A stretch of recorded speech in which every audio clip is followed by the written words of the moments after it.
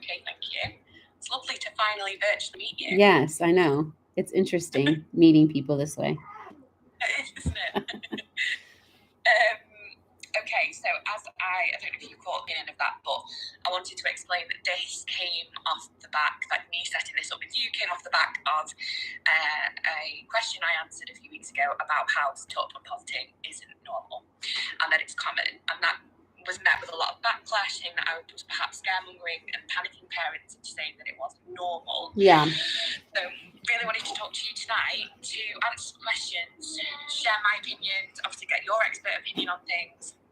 You've helped me a lot with my son Henry, and kind of where I'm coming from personally with this, and also and the same for you. So do you want to just tell everybody a bit about who you are? Yeah, sure.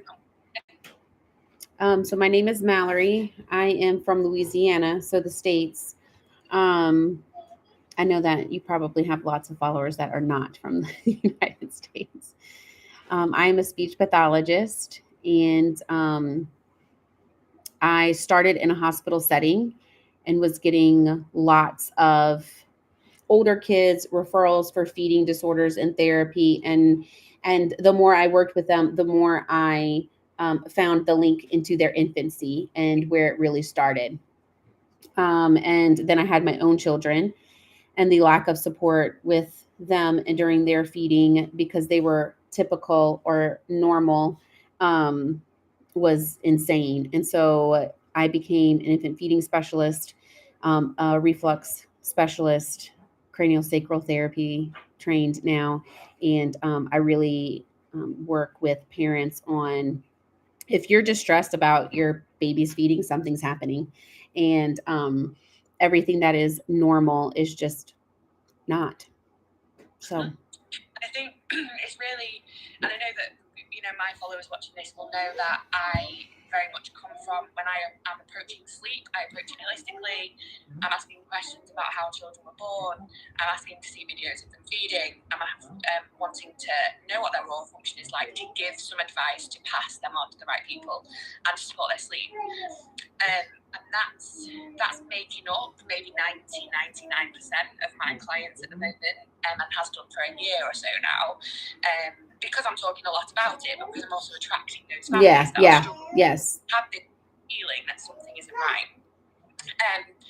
So we do have some questions, but I was thinking maybe we could talk about why it's not normal to vomit after a feed, or to, you know, even the small amounts of sick that babies spit up, like why that is normal. Yeah.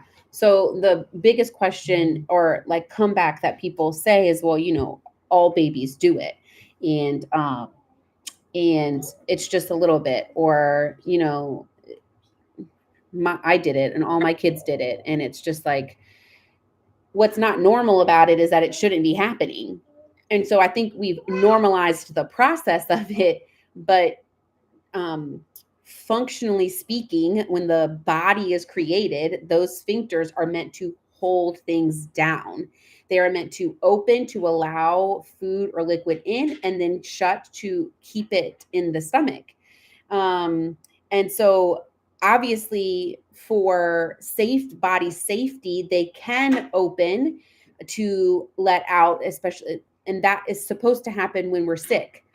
So when we're vomiting, when we get poisoned, we can, or you can make someone, you know, vomit in order to get the contents out of the stomach so it's not digested and absorbed in the body. But that is a safety mechanism.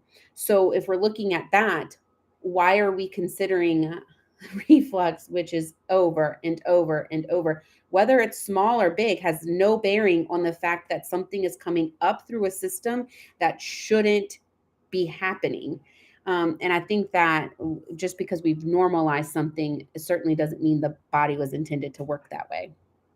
No, and it's like when you become a parent, you get told to stock up on the Muslim class and make sure that you've got lots of bibs to wipe up the sick, and you stock up on all of these Muslim squares to help, and that's how normalized it is. Right. Yes. Or you have the baby. And there were so many people that said to me when I was talking about how this wasn't normal, is that, gosh, I was told to get all of this stuff, but my baby was never sick, and I thought that there was something wrong with my baby. I mean, how ridiculous is that? I know. agree with me, like I'm talking very much from my practice and what I do, is that a lot of these issues, a lot of reflux and spit up and positing after feeds and general unsettled behaviour is linked to muscular tension or oral dysfunction. Would you agree with that? Yeah, 100%. Especially if it's happening right after a feed, right? If it's happening hours after, we need to look at GI and what's going on with their system.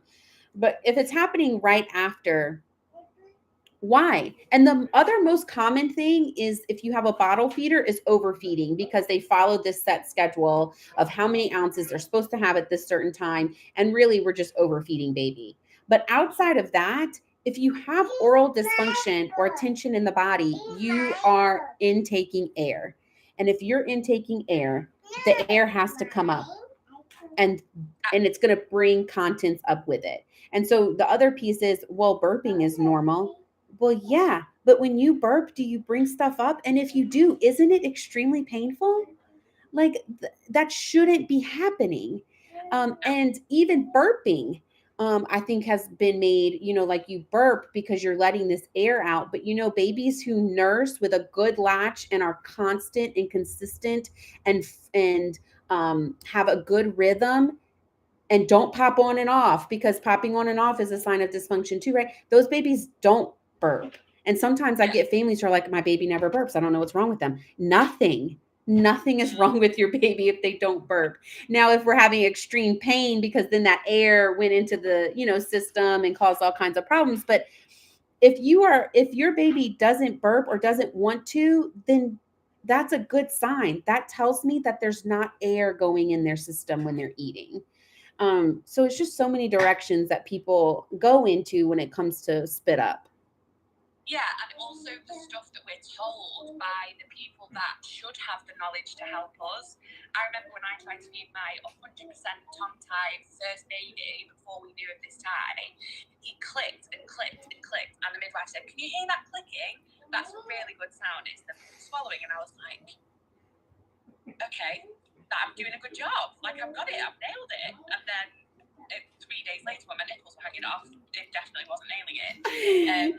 And it's the trauma that mothers, especially if they've been feeding, are feeling, because they feel, especially leaving the hospital, like, okay, I think we've got this, I think we're going to be okay, and then they get sent home and it's not okay, and that's when formula top-ups are introduced, and we're prescribing Gaviscon, we're prescribing omeprazole, when the first thing that should be done is a functional assessment of the tongue and watching them feed. Yes. And this is what I'm trying to talk about a lot more, and that's why I've developed the settle baby method and things like that, because I want professionals to observe it and to understand it and to know where we're coming from as parents.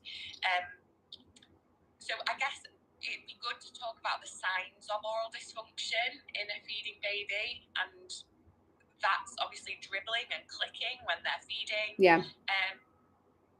How much do you, so we talk about a lot, if babies are very tense, they don't have a lot of neck space, Yeah. they've got like a double in, so that could be a sign of oral dysfunction too, right? You need a potty? Okay, well, go ahead. Go potty.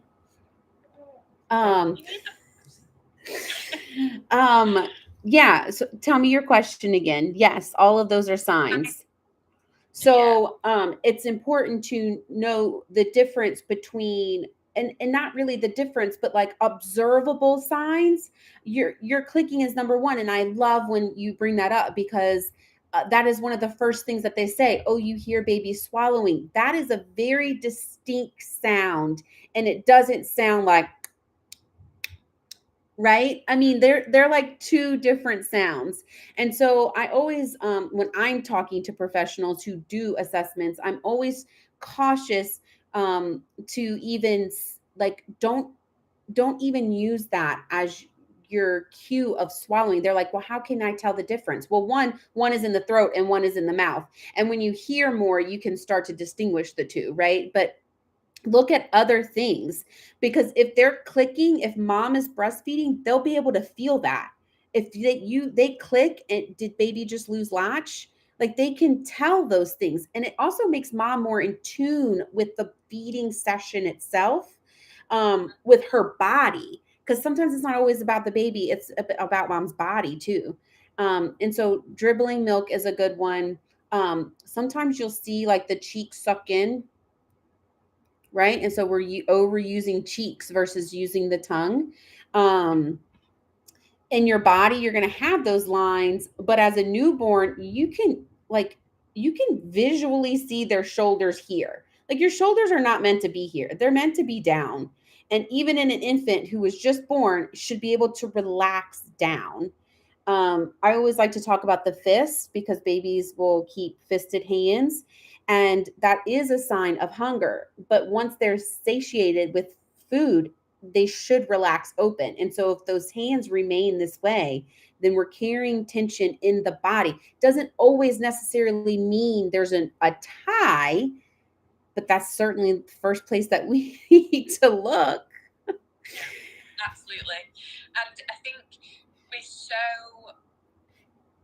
I'm part of a group on Facebook for reflux babies, and the cover photo of that group is ranitidine, lansoprazole, Gaviscon, and omeprazole in their kind of medication packets at the top. That to me is completely normalizing the use of medication for this, and I think that's what most people struggle with, hearing this noise from health professionals that it's normal, that tongue ties don't affect bottle-fed babies, that if they're gaining weight, if they're gaining weight, then it's fine. I had a consultation with a lady today whose baby was feeding just from the nipple of her breast, was waking every single hour, was very, very tense. 6 months old and always wanted to be sat up and using his feet to stand.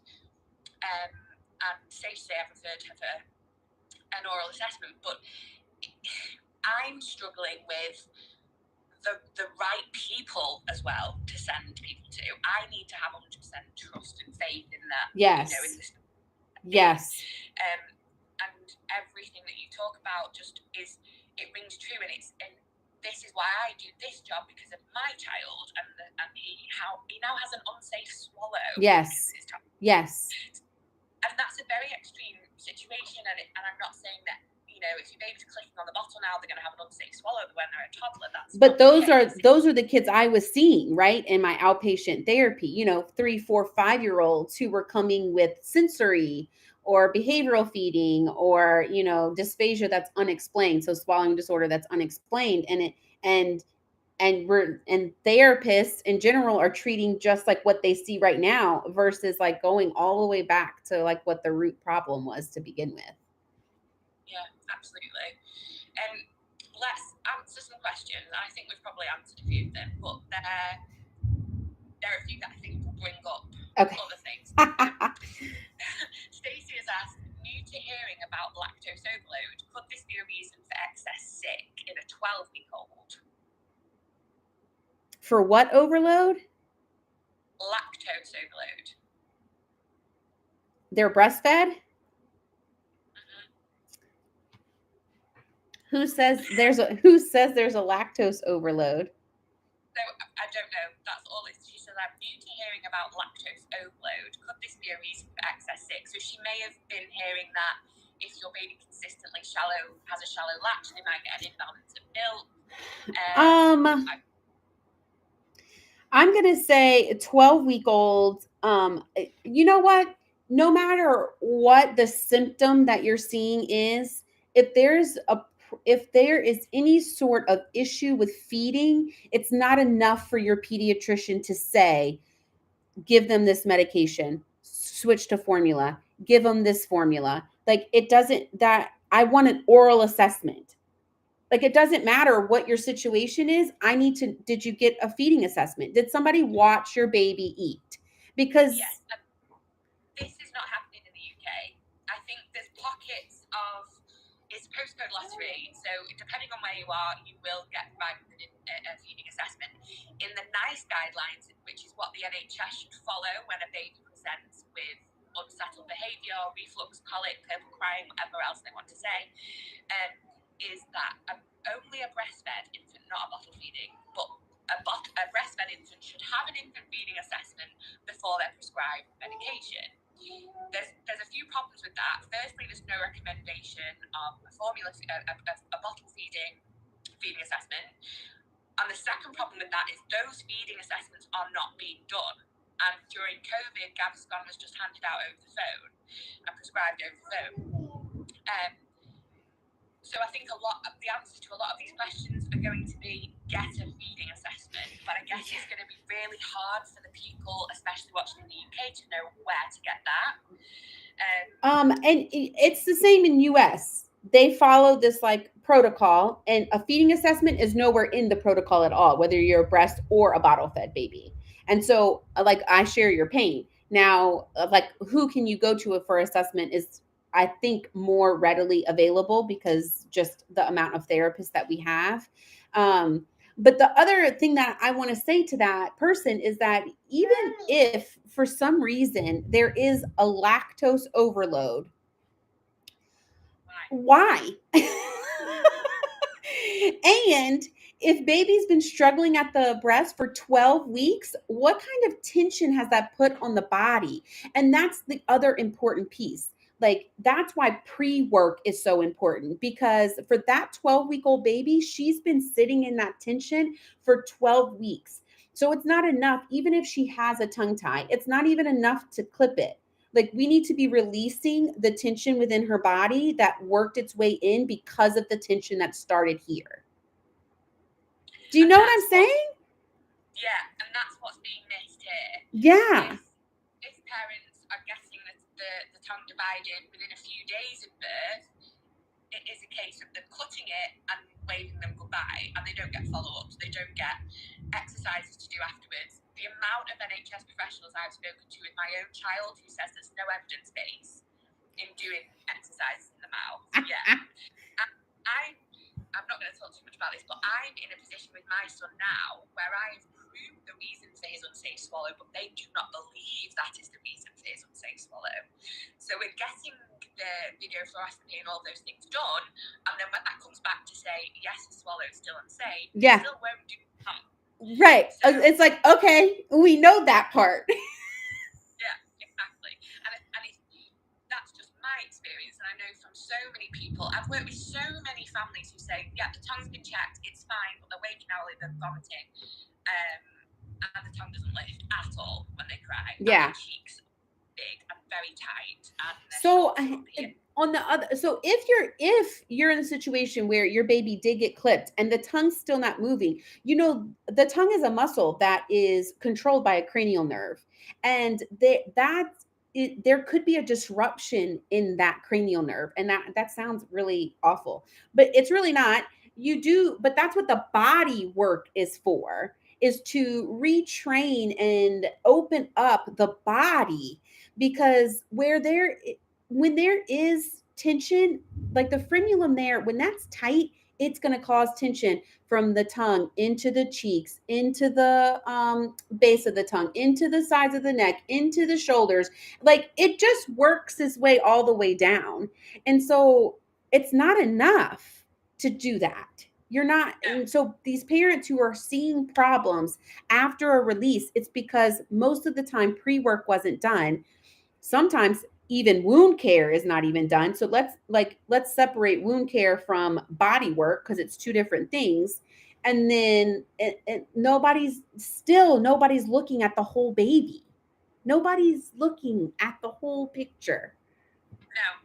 And it's almost like, I feel like sometimes people look at me like I've got two heads. It feels like we're reinventing the wheel almost here within healthcare, because this is not the done thing. Yes. Nobody knows enough about it. Somebody's just commented to say that their son had the tongue cut yesterday, and the only exercise he was told to do is to get him to stick his tongue out. Oh, and so let's not even like acknowledge that sticking the tongue out has no bearing on whether you even have a tongue tie or not. So how is that activity even relevant to a release? Like, then they contradict themselves, right? These people who have that, first they were on like, oh, if you can stick your tongue out, you don't have a tongue tie. But now that you do have a tongue tie, we're going to clip it, and then you just stick your tongue out. It's like, what? I thought that didn't determine whether you had a tie or not. It's frustrating. And for people who are watching this, I do want to say that because we are so medication driven, like this society is like medication driven. Um, and there it is raining. There's like a whole thing about um medication and like supporting medication, right? Like the way that it's set up just makes it happen.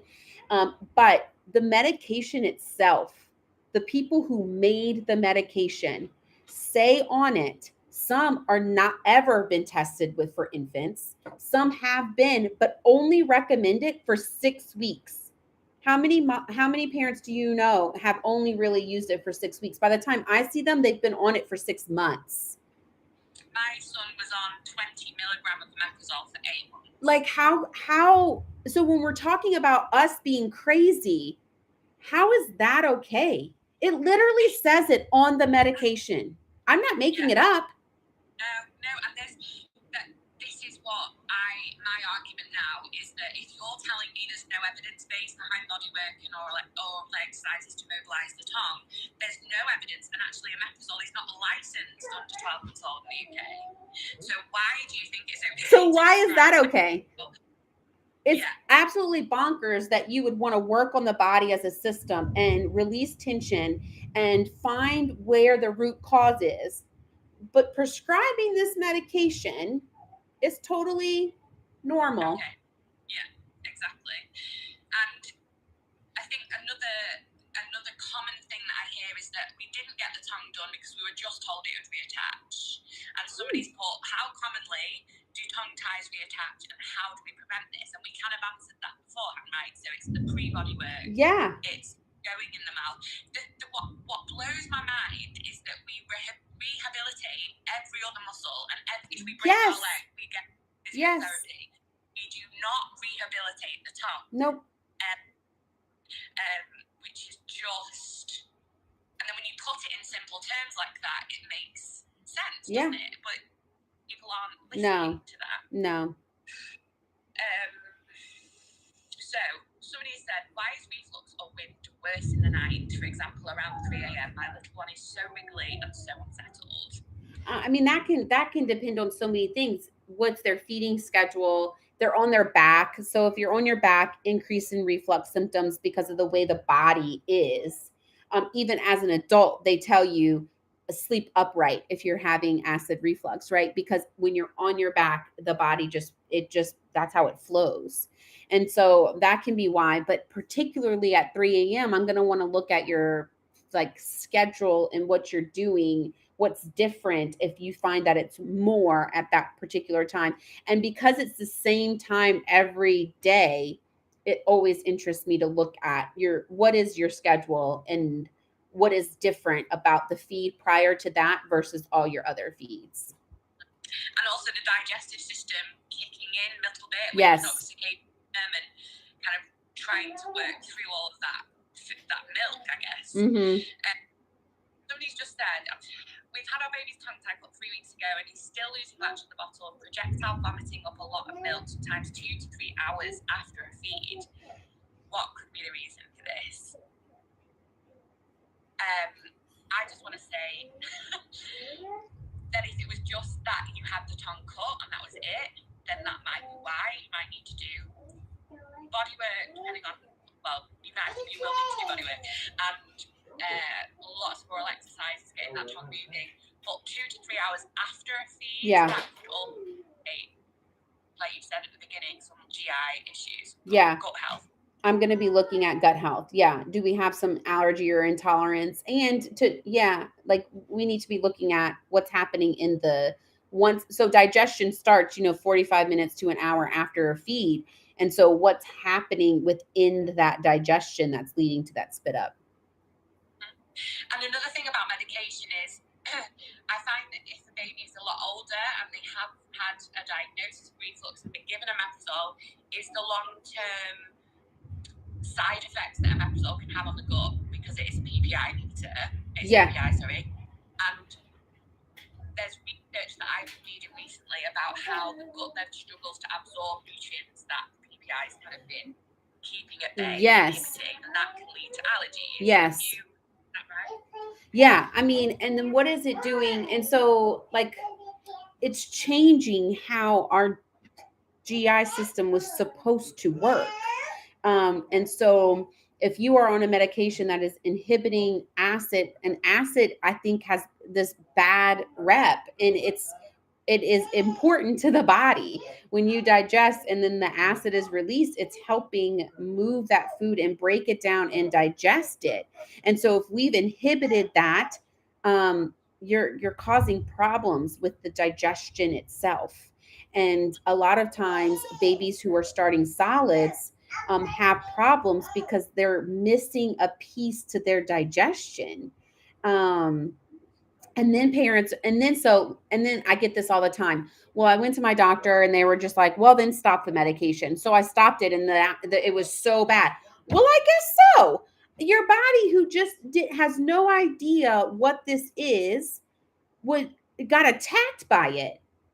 So of course it's going to say, whoa, get it out of the body. We don't know what it is. It's unsafe, right? And so a slow wean is what you need to do if you've been using medication, because then you're giving your body little bits of it at a time to learn its place in the system. There's so many implications to use of medications. And another argument as to why you shouldn't wean early when your baby has reflux is they've been, I mean, that's a whole other conversation. Yes. But the amount of people that I hear that say, oh, when we weaned it stopped, or when we weaned it was fine, or when we weaned it was horrendous and we took a step back. I feel like I want to answer all these questions because I just feel, oh, hang on.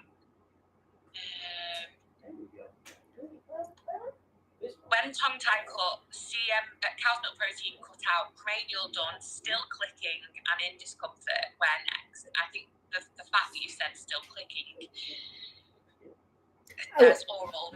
There's oral issues, but also how old is baby? Because sometimes, so after 3 to 4 months, their suck reflex integrates, and they've developed their pattern to reach how they receive nutrition is developed.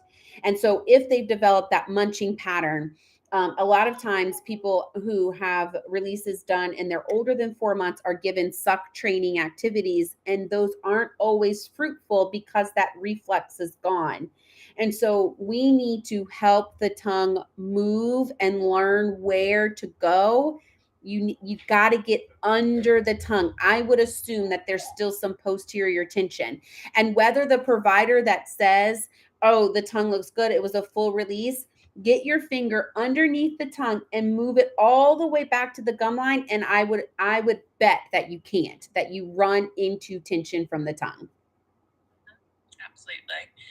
There is just, I didn't know that Instagram does this, but when you answer a question, it goes on a story that I've put on about our live, it actually brings up the questions, but then I can't read them, which is really frustrating. There's one from a feeding specialist that I wanted to read because I was interested to see what the question was, but it's not showing me, so I'll have to look after. So another question we had was,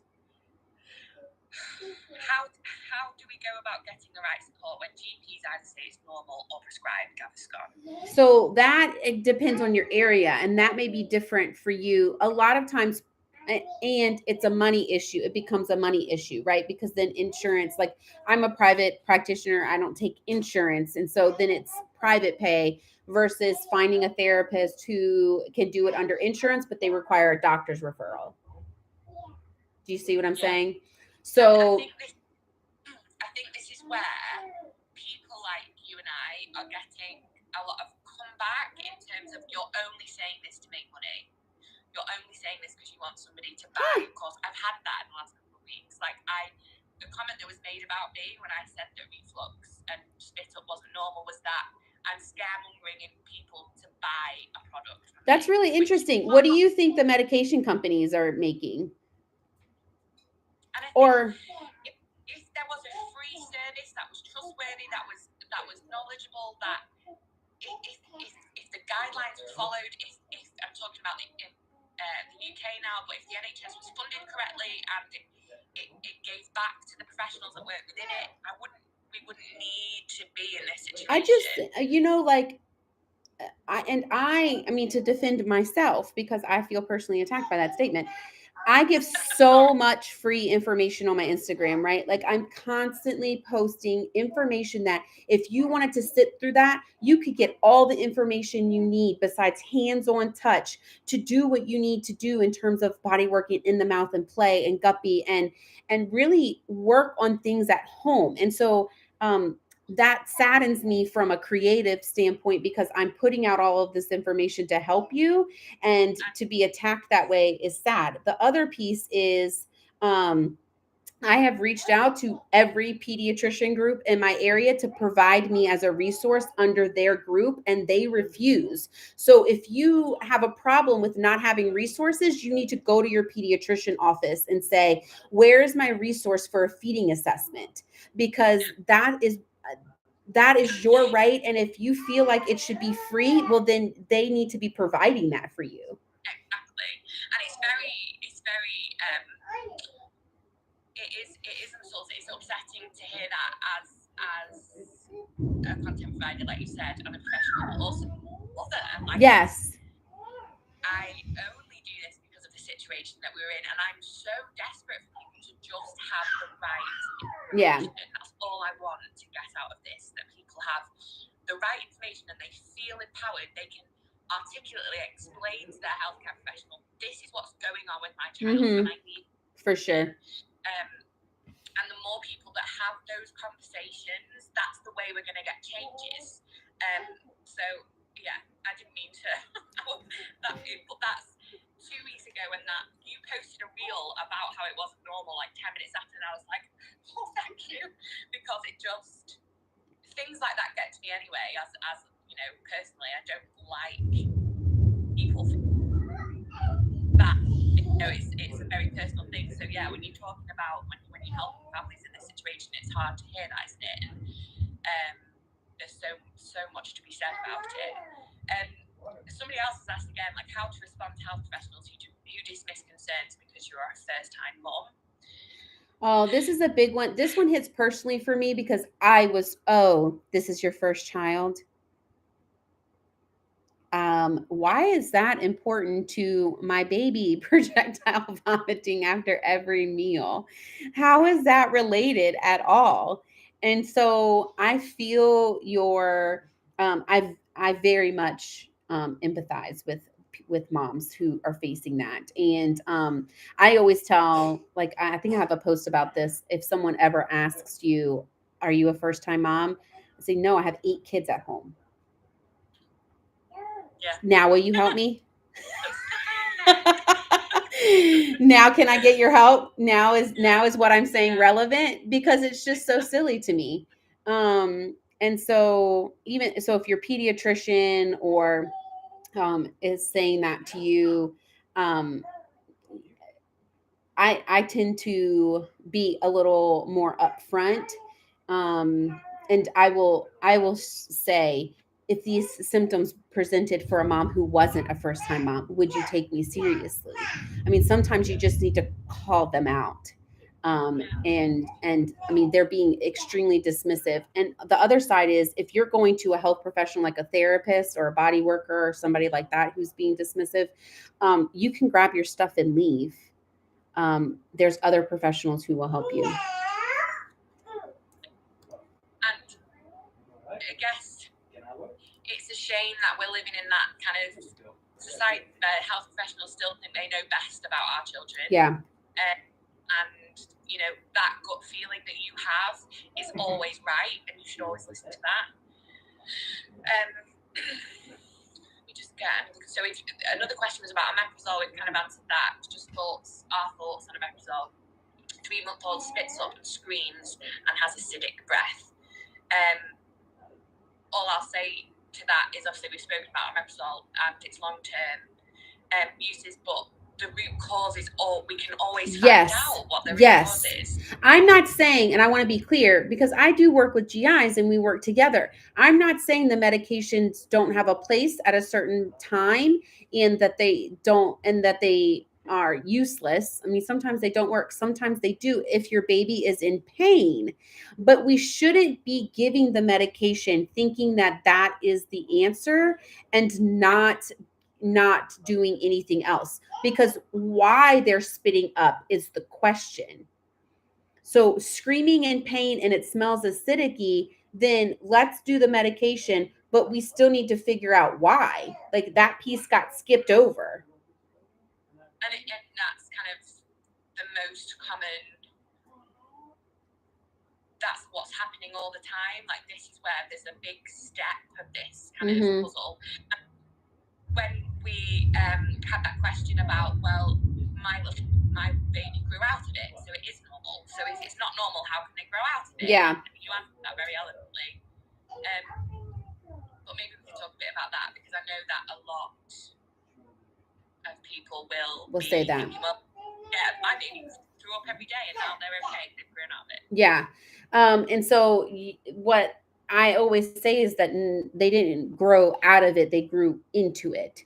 And I think that's a really important concept. The human body is made to survive. We constantly put ourselves in situations and we figure out how to survive. That is our key goal. Same thing for a baby. And so if they're constantly doing something that is distressing and they build up enough tension, then their body realizes, hey, let's do this.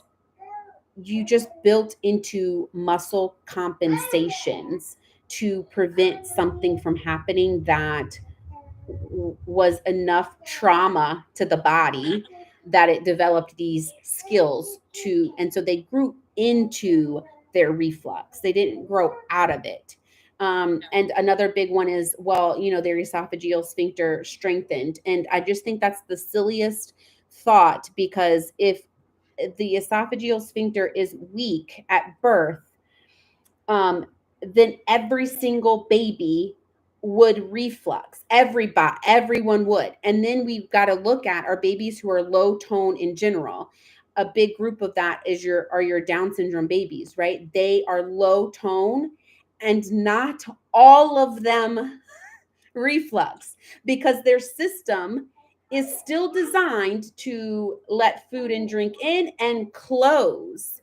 And so that train of thought is just a passive statement for parents to push through until their baby grows into whatever compensation they were having.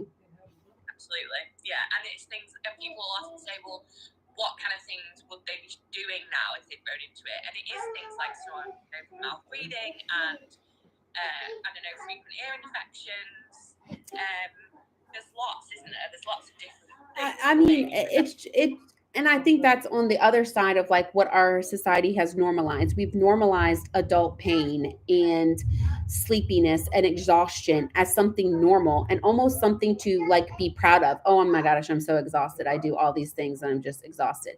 You shouldn't be.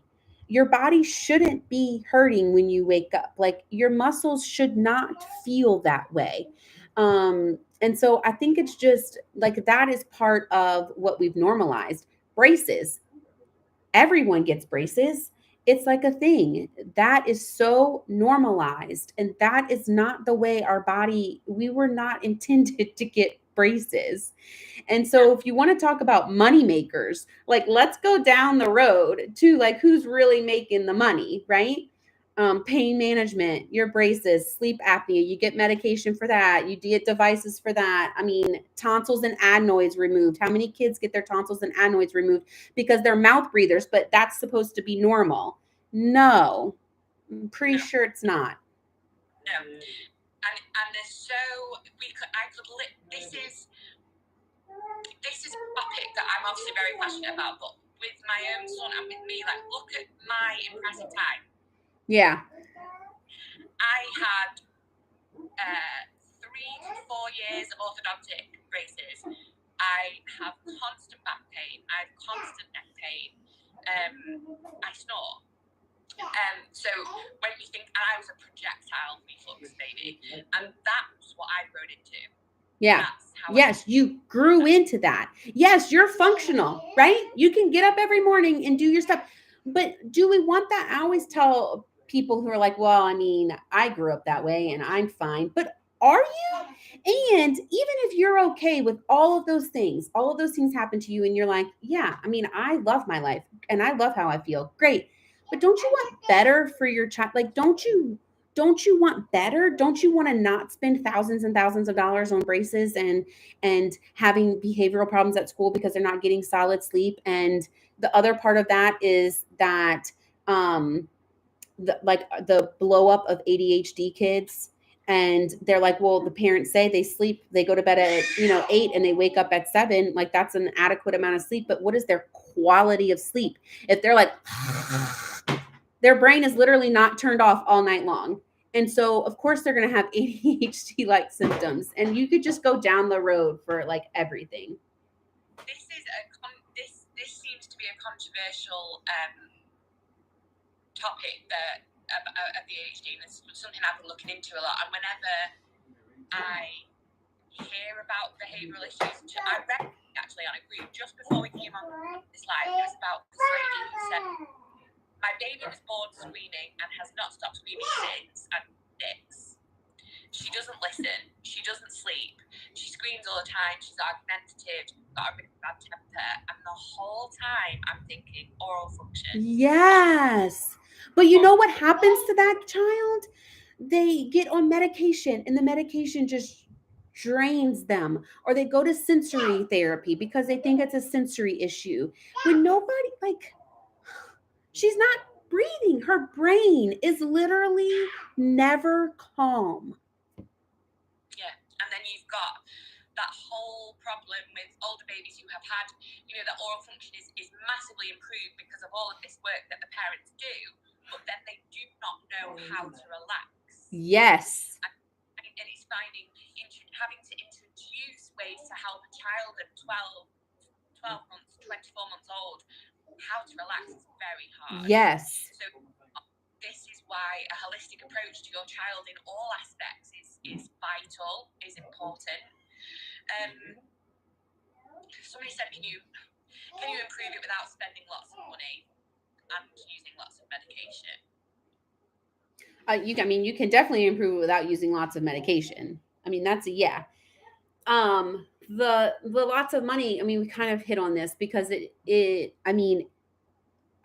can get expensive, especially depending on where you are in your private practitioners. But what I'll say is that's the benefit of also social media too, right? Like, these days you can get so much information from social media posts, at least to decide. And I want to say to that end too is like, listening to these talks and watching our posts and like knowing what you're looking for can be so empowering, because when you go meet a practitioner and you're not vibing, I'm always going to tell you not to go back. Like, that's where we can save, because I do find that people go for, well, we spent this amount of money because we went every week for this person who, the baby screamed bloody murder every time they saw him and there was no difference. Well, then you shouldn't have went back to them. Yes. And so while that can be frustrating in and of itself, it is true that even if you find a therapist who says that they look at these things and they treat these things, it doesn't always mean that they're going to be your therapist that works with your baby and your family, because not all therapists, body workers, consultants are created equal. And so we're not saying it's easy road out there. But know that there are people who have answers that you can talk to, that you can work with, because there are. Yeah, and I'm so glad you said that, because so many questions we've had tonight, and so many people that I speak to with one-to-one consultations will say, we've had the tongue done, we've had 10 sessions of osteopathy or 10 sessions at the chiropractor, we've done this, and it's like, well, who have you used? Yes. And why after 10 sessions? Yes. Approved?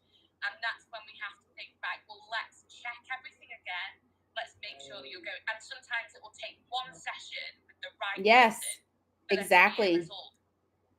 I will say, like, when you're getting body work and any kind of work, you should be seeing improvements, Not that the things are going to be all better after one session, but you should be seeing improvements.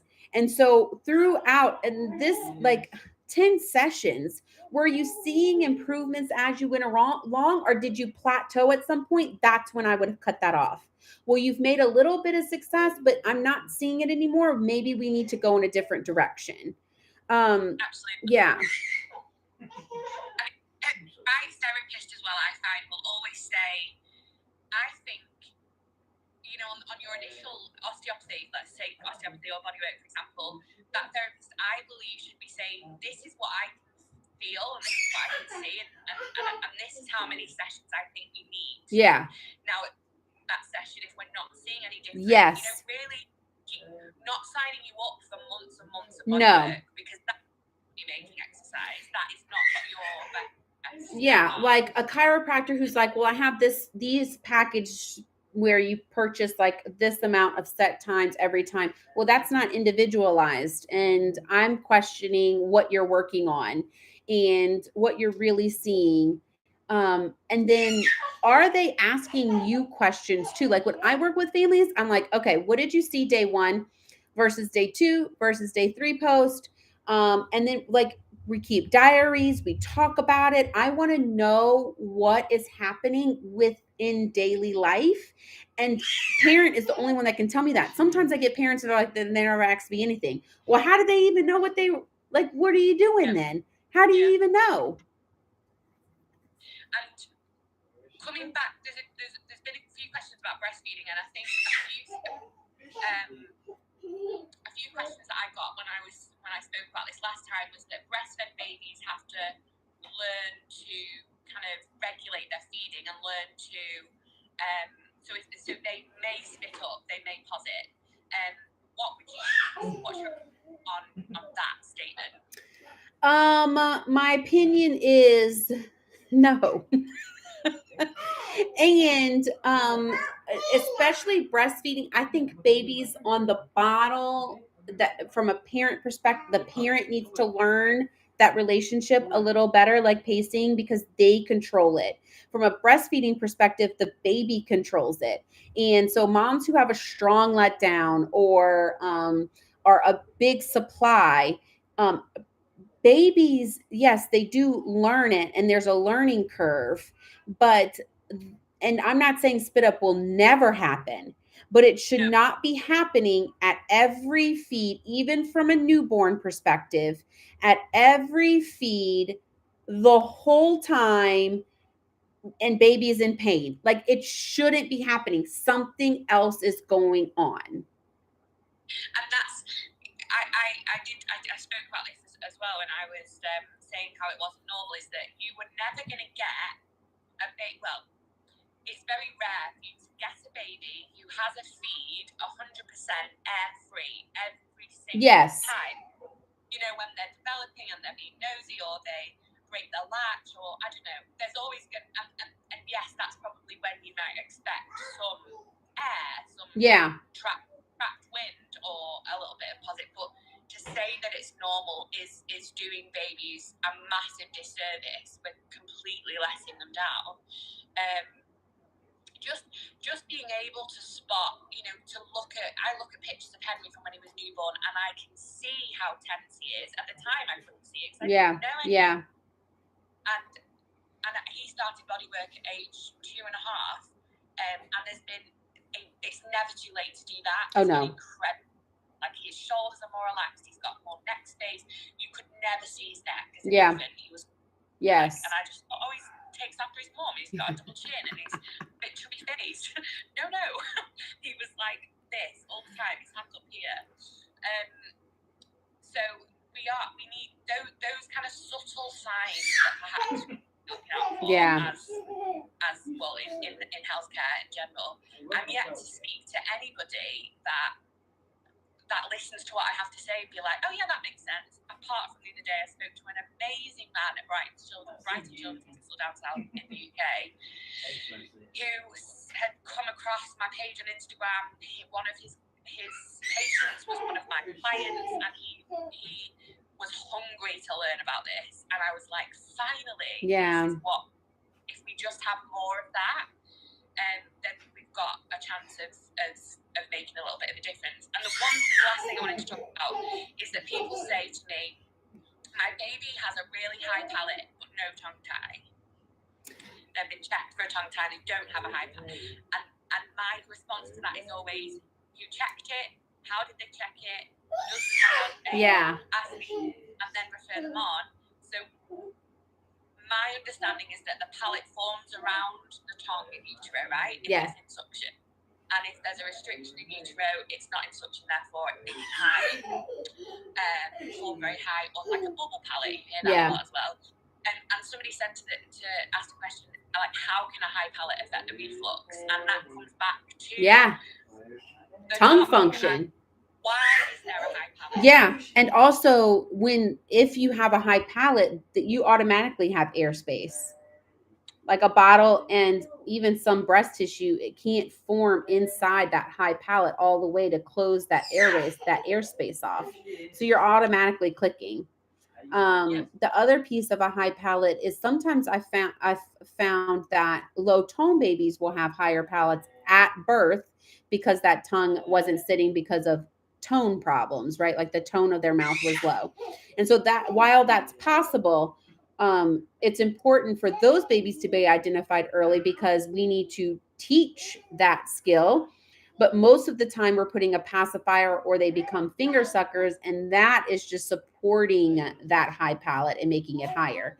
And so the tongue should be elevating and touching the palate, and that is what forms the shape. And so I'm automatically assuming, well, somebody didn't know what they were looking for, and I want to look inside the mouth.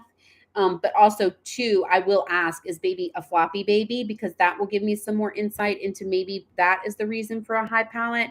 And do they use a device, whether their finger or their pacifier? Because that can increase high palate. Yeah, absolutely. Thank you. I think I know personally that I could talk about this for 5,000 hours. We'd be here. For sure. But we're going to have to wrap up at some point. There's a lot more questions, and I'm sure that we'll get more questions on here, and I will try and answer as many as I can. But thank you so much for doing this with me. Yes. And I hope that it's helped people understand a little more about why these things are happening. And like we said before, just have the knowledge to go to the healthcare provider and say, this is what I think is happening with my baby. Yeah. So thank you so much, Mallory. Yes, I wish that I'd move to the US and be a friend. We are friends. What are you talking about? This is how friends are today. Okay. This is how friendships are today. Via Zoom. So this is with me for life. All right. Yes, ma'am. I'll speak to you very soon. Okay. Bye. Bye.